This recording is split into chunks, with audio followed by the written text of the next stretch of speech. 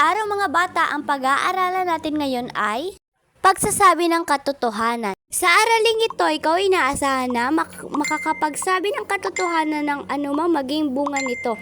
Malalaman ang kahalagahan ng katotohanan. Kamusta mga bata? Sa araw na ito ay tatalakayin natin ang tungkol sa pagsasabi ng katotohanan anuman ang maging bunga nito. Sa araling ito ay pag-aaralan natin ang tungkol sa mga konsepto may kinalaman sa katotohanan. Mauunawaan mo ang kahalagahan ng pagkakaroon ng katatatagan ng loob, mapanuring pag-iisip, pagkamatyaga, pagtiis, pagbubukas isip, at pagkamahinahon. Ang pagsasabi ng katotohanan ay isang katangiang dapat taglayin ng batang tulad mo. Ito ay nagpapakita ng iyong pagmamahal sa katotohanan. Mga bata, may babasahin akong kwento, makinig ng mabuti.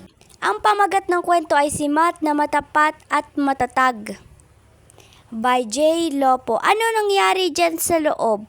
Tanong ni Aling Marta matapos marinig ang kalabog sa bahay. Nagwawali sa labas ng bahay. Huwag mong sabihin kay nanay na ako ang may gawa. Malalagot ka sa akin, banta ni Manuel sa batang kapatid na si Matt. Dali-daling pumasok ang kanilang nanay. Nakita niya nasa sahig ang galon ng inuming tubig at basang-basa na rin ang kusina. Akdong papasok sa banyo si Manuel nang magsalita ang ina.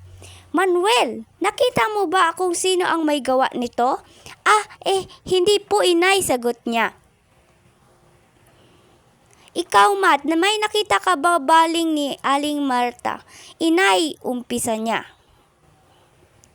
Bago pa maituloy ni Matt ang pagsasabi ay sumabat si Manuel. Opo, tama inay, nakita ni Matt na naghahabulan kanina sa may lababo ang dalawang nating pusa. Sa kanilang pagkukulitan ay natabig po ni Ningning Muning ang galon, paliwanag niya. Totoo ba yon, Matt? Tanong ng ina. Sumagot naman si Mario, opo inay, totoo po ang sinabi ni Kuya Manuel, nakita ko rin po. Hindi po totoo ang sinabi ni na Kuya inay, saad ni Matt. Naghahabulan po si na Kuya kanina nang mahuli po ni Kuya Manuel si Kuya Manny ay nagtulakan po sila. Tinamaan po ang lalagyan ng tubig at nahulog po ito, nagpagkwento ni Matt. Aba, at kailan pa kayo natutong magsinungaling ha? Sinabi ko na sa inyong wag na kayong itong gagawin. Sumunod kayo sa akin at may ipapagawa ko sa inyo, sabi ng kanilang ina. Lagot ka sa aming dalawa mamaya, hindi ka marunong makiisa sa amin. Napahamak tuloy kami, galit na wika ng mga kapatid. Pasensya na po mga kuya, kailangan ko sabihin ko ang totoo. Kahit magalit kayo, tinuruan nila tayo na laging magsabi ng katotohanan. Sinabi ko lang po ang tama, wikan ni Matt.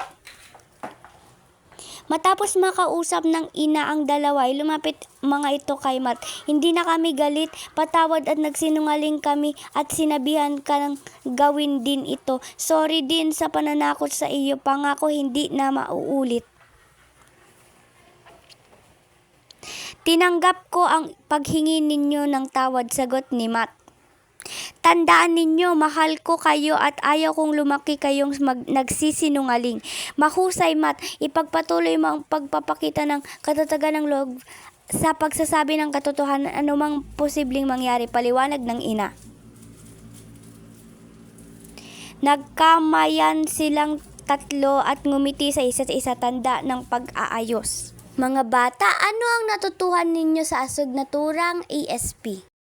Tama, natutuhan ninyo na magsabi ng totoo at hindi magsinungaling. Mga bata, yun lang sa ngayon. Alam ko may natutuhan kayo. Huwag kayong magkalimutang mag-like, mag-share at mag-subscribe. Yun lang, bye-bye!